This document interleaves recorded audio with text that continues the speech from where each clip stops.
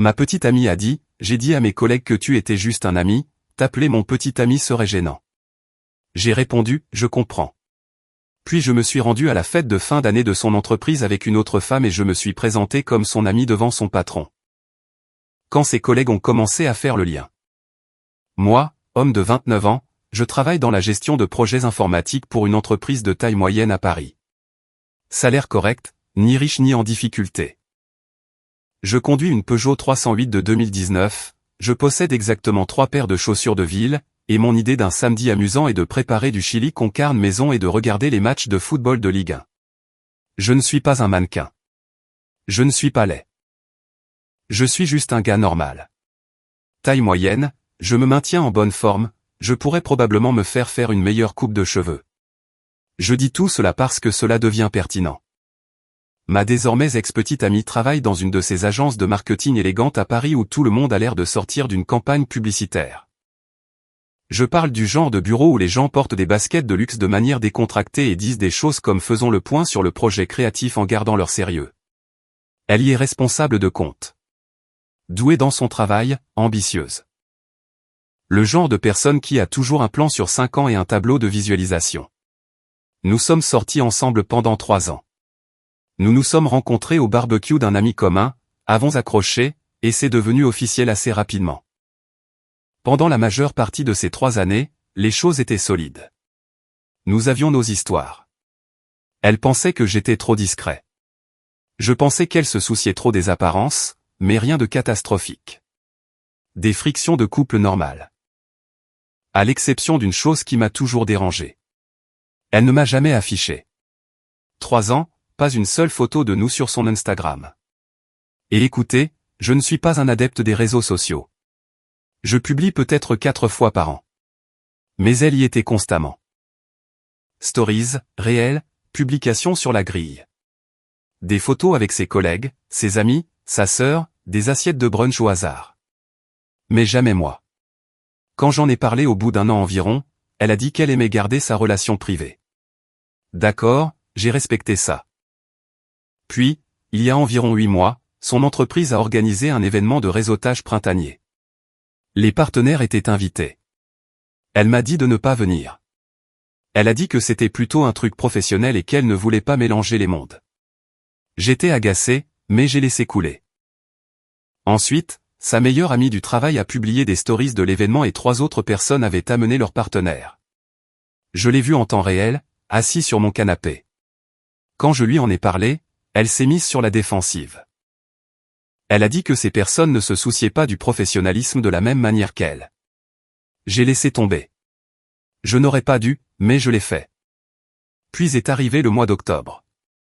Nous étions dans son appartement parisien en train de nous préparer pour aller dîner avec certains de ses amis de la fac. Un groupe d'environ 6 personnes, la plupart que j'avais déjà rencontrées. Pendant qu'elle se maquillait, elle a dit, de manière aussi désinvolte que si elle me parlait de la météo, « Oh, au fait, quand nous y serons, si quelqu'un demande, tu es mon ami. » J'ai arrêté de lasser ma chaussure. Je suis ton quoi? Mon ami. C'est juste que j'ai dit aux gens au travail que je suis célibataire et que quelques-uns de mes amis de la fac connaissent des gens dans mon entreprise et je ne veux pas que ça leur revienne aux oreilles. Je suis resté assis là, une chaussure lacée et l'autre non, à la regarder comme si elle s'était fait pousser une deuxième tête. Tu as dit aux gens au travail que tu étais célibataire? Elle a répondu comme si j'étais fatigant. Ce n'est pas si grave. Dans mon secteur, être une jeune femme célibataire est un avantage. Les gens te prennent plus au sérieux. Ils t'invitent à des choses. C'est du réseautage. Alors, je suis mauvais pour ton image de marque? Ne sois pas dramatique. Je ne dis pas que tu es embarrassant. Je dis qu'avoir un petit ami est embarrassant. Ça me fait paraître casé, moins avide de réussite. J'ai dit, je comprends. Elle a eu l'air soulagée, comme si je venais d'accepter de sortir les poubelles. Elle a repris son mascara et a dit, merci, bébé. Je savais que tu comprendrais. Je n'avais pas compris. J'avais compris les mots.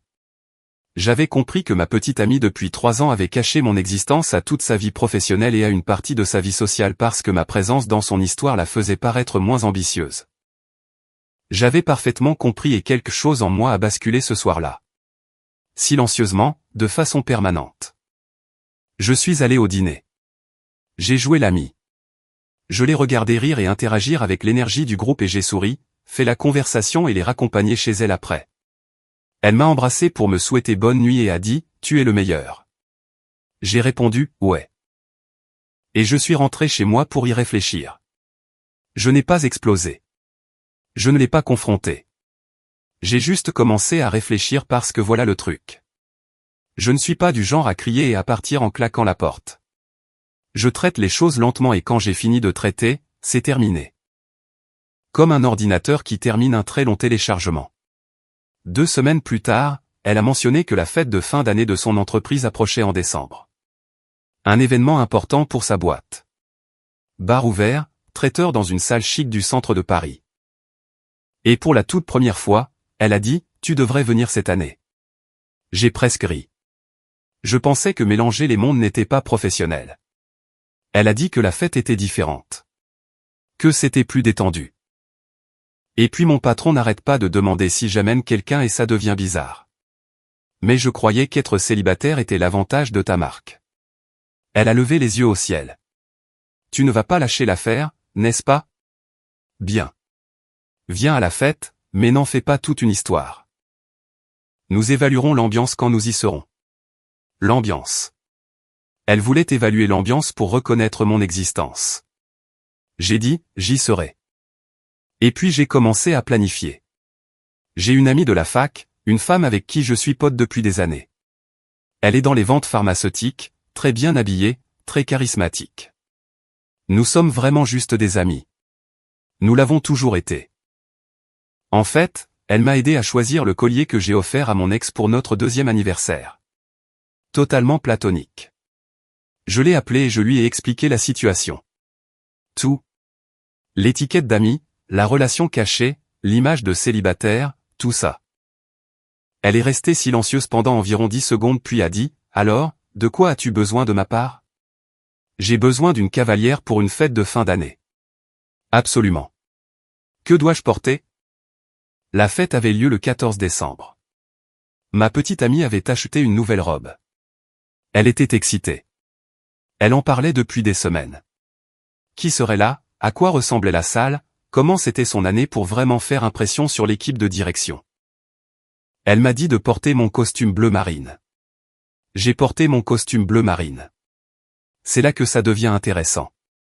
J'ai dit à ma petite amie que je la retrouverais à la fête parce que j'avais une course à faire avant. Elle n'a pas posé de questions. Je suis passé prendre mon amie et nous y sommes allés ensemble en voiture. Quand nous sommes entrés, ma petite amie était déjà au bar en train de parler à un groupe de collègues. Elle m'a vu, a souri, et a vu mon ami à côté de moi. Le sourire n'a pas disparu. Il s'est juste figé. Comme si quelqu'un avait appuyé sur pause sur son visage. Je me suis approché de son groupe avec mon ami à mon bras. Ma petite amie a dit, d'une voix très contrôlée, « Et, tu as pu venir ?» Elle a regardé mon ami. « Et qui est-ce » Avant que je puisse répondre, son patron, un grand type avec une poignée de main ferme, s'est tourné vers moi et a dit, « Eh, ravi de vous voir. Vous devez être le petit ami qu'elle a gardé secret. » Et j'ai dit, avec le sourire le plus détendu de ma vie, « Oh, non. Nous sommes juste amis. » L'air a changé dans notre petit cercle. Les yeux de ma petite amie se sont écarquillés. Son patron a ri nerveusement, visiblement confus. L'un de ses collègues nous a regardés avec cette expression que les gens ont quand ils savent qu'ils sont témoins de quelque chose mais ne sont pas encore sûrs de quoi. Mon amie, la professionnelle absolue qu'elle est, a tendu la main au patron et a dit « Bonjour. Je suis sa cavalière ce soir. » Il a dit que cette fête devait être super. J'adore l'endroit. Le visage de ma petite amie a affiché plusieurs émotions en quelques instants. La confusion, la colère, la panique, et puis ce sourire plaqué qui n'atteignait pas ses yeux. Elle s'est excusée pour aller chercher un verre et m'a attrapé le bras au passage en me tirant vers le couloir. « Qu'est-ce que tu fais ?» a-t-elle demandé d'une voix basse. « Je suis ton ami. N'est-ce pas ce que je suis ? Pourquoi l'as-tu amenée ? C'est ma cavalière. Les amis amènent des cavalières aux fêtes. Tu m'as dit toi-même qu'être célibataire aux événements professionnels n'est pas très bien vu. J'ai juste suivi tes conseils. Ce n'est pas drôle. Ce n'était pas drôle non plus quand tu m'as dit de prétendre que je n'existais pas. Mais j'ai compris à l'époque et je comprends maintenant. Elle m'a regardé comme si elle essayait de savoir si je bluffais. Ce n'était pas le cas. Je suis retourné à la fête. J'étais charmant. Mon amie était charmante. Nous avons parlé à ses collègues, à son patron, à la femme de son patron.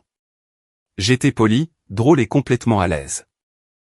Et toutes les quelques minutes, je surprenais ma petite amie à l'autre bout de la pièce en train de nous observer avec cette inquiétude à peine contenue parce que l'histoire qu'elle avait construite dans cette entreprise, la femme de carrière célibataire, motivée et indépendante, s'effondrait. Ses collègues faisaient le lien en temps réel. J'ai entendu l'un d'eux dire à un autre, « Attends, je croyais qu'elle était célibataire ?» Et l'autre a répondu, « Moi aussi, mais ce gars n'est définitivement pas juste un ami. » Il connaissait sa commande de café. C'est la commande de café qui a tout fait basculer, au fait. Un collègue a proposé d'aller chercher des verres et a demandé à ma petite amie ce qu'elle voulait. Avant qu'elle puisse répondre, j'ai dit de l'autre bout de la table, « Oh, un café latte au lait d'avoine avec un sucre roux, n'est-ce pas ?» De la pure mémoire musculaire. 3 ans à préparer le café de quelqu'un le matin. Le collègue m'a regardé, l'a regardé, et vous pouviez littéralement voir le mot ami se dissoudre dans son cerveau. À la fin de la soirée, il était assez clair pour la plupart des personnes présentes dans la salle que ma petite amie avait caché son statut relationnel. Personne ne l'a dit ouvertement parce que c'était une fête de travail et que les gens sont polis. Mais le réseau de chuchotement était pleinement activé. Je pouvais le sentir. Nous sommes partis séparément. Elle n'a pas dit au revoir. Mon ami et moi sommes allés dans un petit restaurant et avons partagé une assiette de crêpes. Elle m'a dit que j'avais l'air d'avoir retenu ma respiration pendant 3 ans et d'avoir enfin expiré. Elle avait raison. Ma petite amie ne m'a pas envoyé de message ce soir-là. Elle m'a écrit le lendemain matin. C'était la nuit la plus embarrassante de ma vie. C'est fini entre nous. J'ai répondu, c'était fini en octobre. Tu ne le savais juste pas encore. Mise à jour 6 jours plus tard. Très bien, beaucoup d'entre vous ont deviné exactement ce qui allait se passer ensuite et vous aviez raison. Laissez-moi vous raconter les conséquences parce que ça a été mouvementé. Le lendemain de la fête, après qu'elle m'a écrit c'est fini entre nous. Et que j'ai envoyé ma réponse, elle n'a plus répondu du reste de la journée. Silence. J'ai supposé qu'elle était en train de digérer. C'est de bonne guerre. J'ai passé ce dimanche à faire la lessive, à regarder le foot et à ressentir ce drôle de mélange de soulagement et de tristesse. 3 ans, c'est 3 ans. Même quand la fin est justifiée, ça fait toujours mal. Je ne vais pas prétendre le contraire. Lundi, elle m'a appelé. J'ai décroché parce que je ne suis pas du genre à éviter les conversations. Je refuse juste d'être traité comme un secret. Elle était calme au début, contrôlée. Elle a dit, j'ai besoin que tu comprennes ce que tu as fait. Mon patron m'a convoqué dans son bureau ce matin. Il ne l'a pas dit directement, mais il a fait un commentaire sur l'importance de l'honnêteté dans les rôles en contact avec les clients. Il remettait fondamentalement en question son intégrité parce que tout le monde à cette fête pense maintenant qu'elle manque de transparence. J'ai dit, tu avais caché la vérité. Tu as menti sur le fait d'être célibataire pendant une bonne partie de l'année. C'est différent. C'était un choix de carrière stratégique et dire à ton patron que je n'étais que ton ami était aussi stratégique. Alors j'ai joué au même jeu. Tu devrais apprécier la stratégie. Elle a raccroché. Mardi, les choses ont empiré pour elle. Je ne faisais rien. J'allais au travail, je dînais, je vivais ma vie. Mais apparemment, les retombées de la fête de fin d'année se répercutaient dans son bureau. Une de ses collègues, une femme avec qui elle s'entendait bien, avait apparemment été intéressée par moi lors d'un précédent événement de réseautage. Ma petite amie avait dit à cette collègue qu'elle me connaissait à peine et que j'étais juste un ami de la famille qui l'accompagnait parfois. Cette femme avait caressé l'idée de demander à ma petite amie de nous arranger une rencontre. Quand cette collègue a réalisé à la fête de fin d'année que j'étais le petit ami caché, elle était mal à l'aise et en colère. Parce que ma petite amie l'avait activement laissé croire que j'étais disponible. Je le sais parce que la collègue m'a trouvé sur LinkedIn. Elle m'a envoyé un message qui disait en gros, « Eh, je crois qu'on s'est rencontrés à la fête d'entreprise de ton ex-petite amie. Je veux juste que tu saches qu'elle m'a dit que tu étais célibataire et je me sens vraiment bizarre par rapport à tout ça. Sans rancune de ton côté, j'espère. Je lui ai dit qu'il n'y avait aucune rancune et que je ne savais rien de tout ça. Elle a envoyé un pouce levé. Honnêtement, je me suis senti mal pour elle. Elle était un dommage collatéral dans un mensonge dont je ne soupçonnais même pas les multiples couches. Mercredi, la meilleure amie est intervenue. L'allié inconditionnel de mon ex. Celle qui encourage chaque mauvaise décision et appelle à soutenir sa meilleure amie. Elle m'a envoyé un texto depuis le téléphone de mon ex parce que je suppose que mon ex lui a dit que je pourrais ne pas répondre aux numéros inconnus. Le message disait, c'est sa meilleure amie. Tu dois arranger ça. Elle mange à peine. Elle a pleuré au travail aujourd'hui. Sa réputation dans l'entreprise est affectée. Tu l'as mise dans une situation très embarrassante devant les personnes qui contrôlent sa carrière. C'était cruel et tu le sais. J'ai répondu, elle a dit à tout le monde que je n'existais pas. J'ai simplement été d'accord avec elle. Je ne vois pas bien comment le fait d'être l'ami qu'elle voulait que je sois est cruel. Meilleure amie, tu as amené une autre femme. Ce n'est pas être un ami, c'est être vindicatif. Moi, les célibataires amènent des cavalières aux fêtes. Elle voulait que je sois célibataire. J'ai agi en célibataire. Je suis confus quant aux reproches ici. Elle n'a pas répondu à ça. Jeudi, mon ex a appelé d'un numéro différent. J'ai décroché ne le reconnaissant pas. J'ai besoin que tu publies quelque chose. Pardon? Sur Instagram. Quelque chose qui montre clairement que nous étions ensemble. Que c'était une vraie relation. Les gens à mon travail pensent que je suis folle. Ils pensent que j'ai inventé avoir un petit ami et que j'ai ensuite engagé un type au hasard pour se pointer à la fête. J'ai besoin que tu confirmes que nous étions ensemble. Laissez-moi juste répéter ça. Elle voulait qu'après 3 ans à être cachée, effacée et réétiquetée, je confirme maintenant publiquement la relation pour sauver sa crédibilité au travail. Elle voulait que je sois visible exactement quand ça l'arrangeait. Non, s'il te plaît. Je t'en supplie. Juste une publication.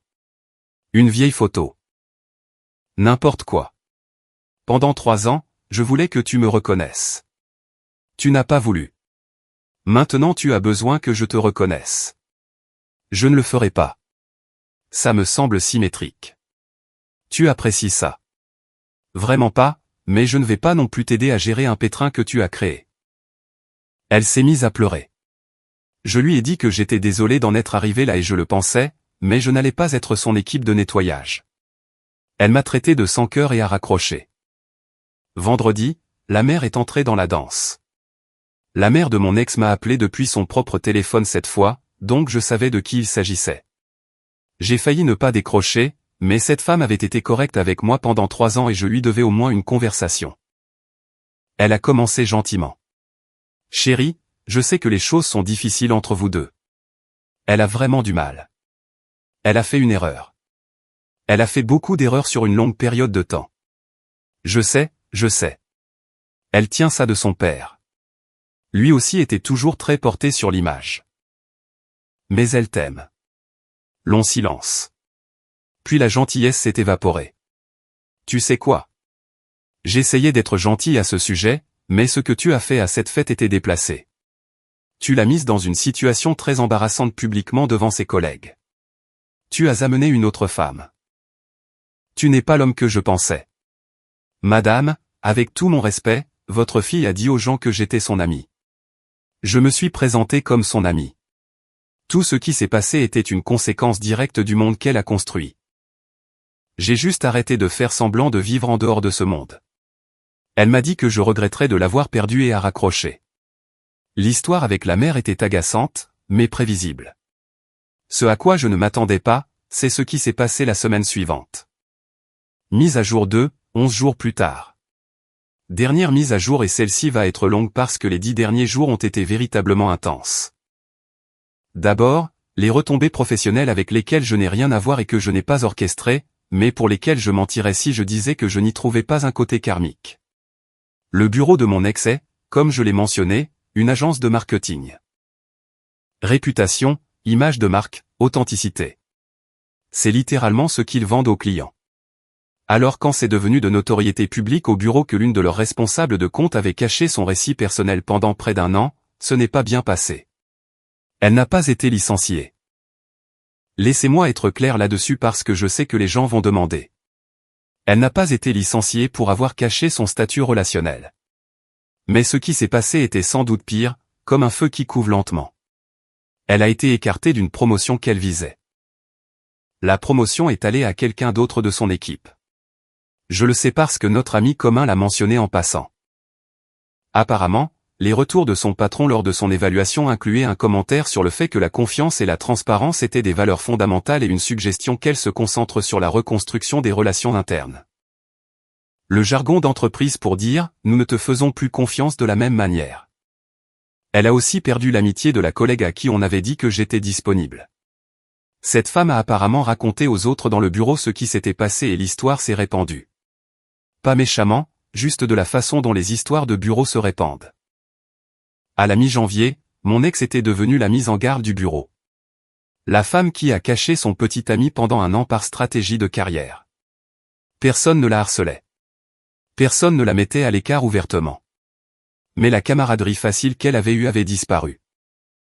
Les gens étaient polis mais distants.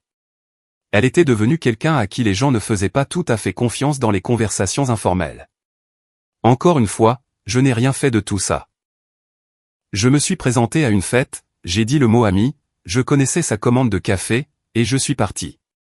Tout le reste, ce sont des dominos qui tombent d'un mensonge qu'elle a passé un an à construire. Maintenant, les conséquences personnelles. C'est la partie qui est vraiment devenue compliquée. Environ une semaine après la rupture, mon ex a commencé sa campagne de révisionnisme historique auprès de nos amis communs. La version qu'elle racontait était que je l'avais trahi à la fête de fin d'année en amenant une autre femme et quand elle m'avait confronté à ce sujet, je l'avais manipulée et j'avais rompu avec elle. Aucune mention de l'étiquette d'amis. Aucune mention d'une année à me cacher. Juste, il a amené une cavalière pour me mettre dans l'embarras et ensuite il m'a largué. 2 amis communs m'ont contacté séparément cette semaine-là avec des messages inquiets. L'un a dit « Eh mec, je ne veux pas me mettre au milieu, mais elle dit des choses assez lourdes. Je veux juste entendre ta version. » L'autre était plus direct. « Frère, l'as-tu vraiment trahi à la fête du travail ?» Je leur ai dit la même chose à tous les deux. L'entière vérité du début à la fin. L'étiquette d'amis. Le dîner d'octobre. L'année où j'ai été caché. La fête de fin d'année. Tout. Je n'ai pas enjolivé. Je n'ai pas fait de commentaires. J'ai juste exposé les faits. Le premier ami est resté silencieux pendant un jour, puis m'a envoyé un texto. C'est vraiment différent de ce qu'elle nous a raconté.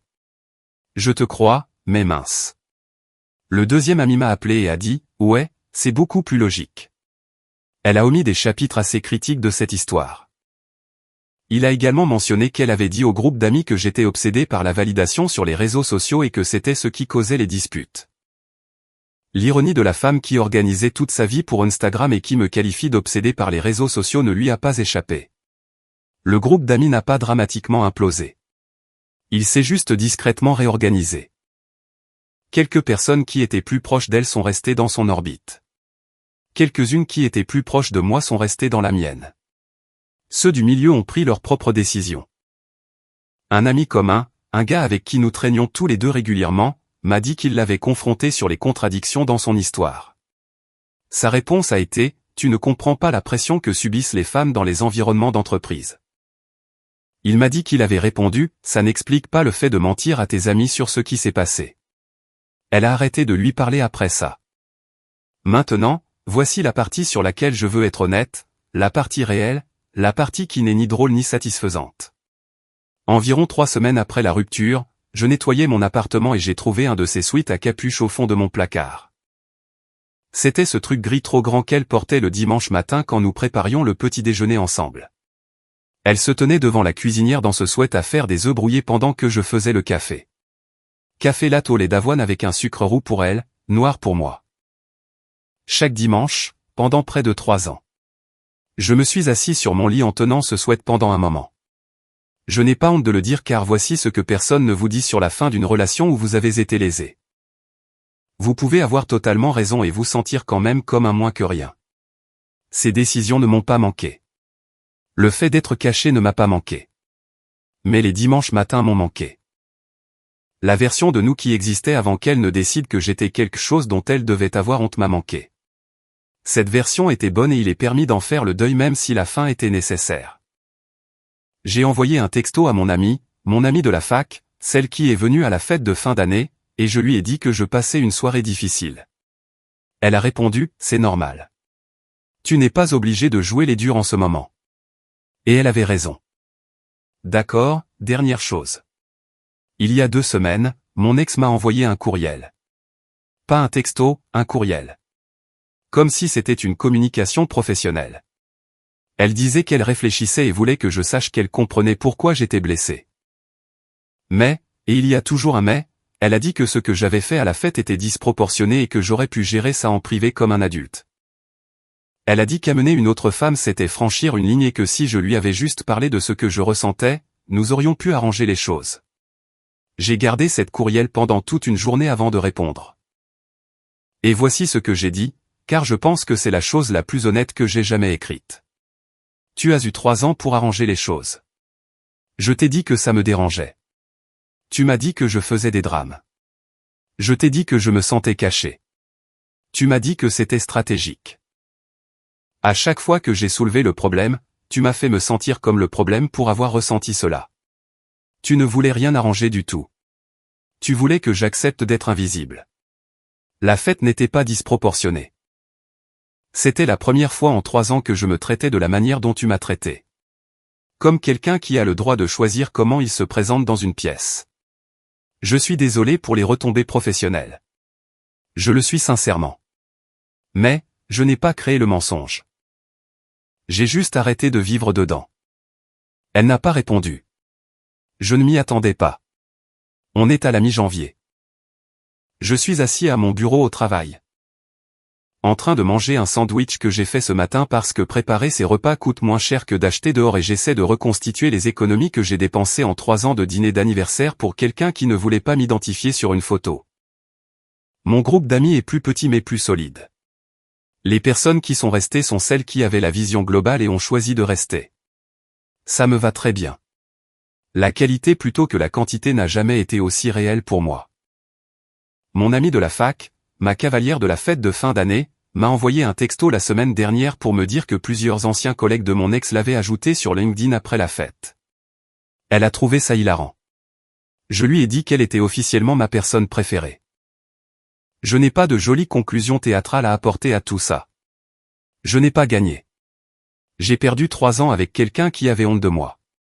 J'ai perdu 320 € pour un costume acheté spécialement pour une fête à laquelle j'ai assisté par dépit.